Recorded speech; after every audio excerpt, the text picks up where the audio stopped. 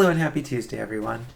To start off the week, start off the new year, 2026, I would like to show you something that I've been carrying around for about a year and a half. This is a piece of a tree root, and the reason I'm showing you is because it's a great little demonstration piece for how wood can fuse together different roots, can fuse together underground. And I have a cross section at the base here that shows exactly how these two just join together. You can see where exactly the rings of the tree are, the growth rings are, and you can see there's this one that bubbles out, and you can see the interface on the other side of this join. So you can tell that there are places in here where the wood is still separated. So there's that little crack, and you can tell that there's bark on either side of those. But in the places where the wood has fused together, this like very light place here, the wood is perfectly fused together, and it becomes indistinguishable which body of wood it's coming from. So I saved one join that is a little cracked. It's a little cracked already, so it's kind of messed up, but I'm planning to clean this piece up and keep it as like a demo, put it up on the wall or something like that. But since I can't show you the two halves of root as they were when they were connected, I'm going to have to make a new cut and show what it looks like inside this as a cross section. Because otherwise, it won't look as sexy. And that would be a tragedy. There we go.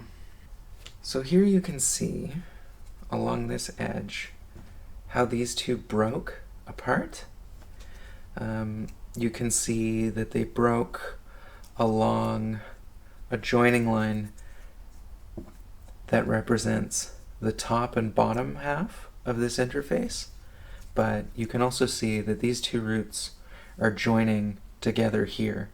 I don't know the species of this. I want to say it was a rhodo, but I honestly don't remember. But yeah, you can see that this split goes quite deep, so I'm not going to be able to show you exactly what it would have looked like before that split occurred. That's just a mechanical split that happened while I was tearing everything out of the ground, but this one is a little bit too nice and a little bit too large scale for me to want to really like sacrifice entirely. So I have this end that's like nicely sanded down. So what I'm going to do instead is I'm going to take this smaller piece of root and just clip this and show you what that cross section looks like. So here you can see this is an X. If I try to pull on it, it's holding together, right? It's like from both sides, you can tell, right? These two roots have crossed and they're friends. Right below here, this root has crossed that root. This root has crossed that root. That's also together. So it's not like this is just an isolated incident. And you can go out into the forest and you can find tree roots, especially where a root ball from a whole tree has turned upside down. You can see what's happening in the roots and you can take a look and you can verify. But roots as they are, when they encounter one another, they have this character.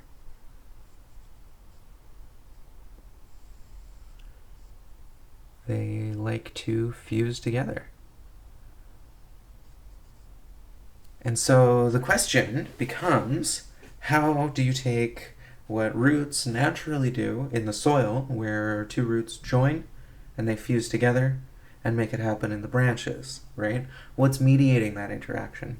Because like I showed you here, we have a little area where there's a gap in between. So you can see sort of halfway through this process, between these two interfaces, there's a little gap, and there's bark in there. And that bark has to somehow either get removed or pushed out by the interaction. So if it's two roots that are colliding, convex curves, right, and they start fusing right at the center, right, they'll slowly sort of squeeze out the bark.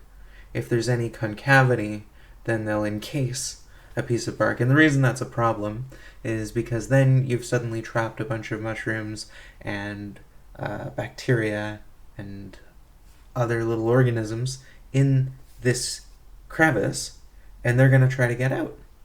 So, and their only way to survive is going to be to get out.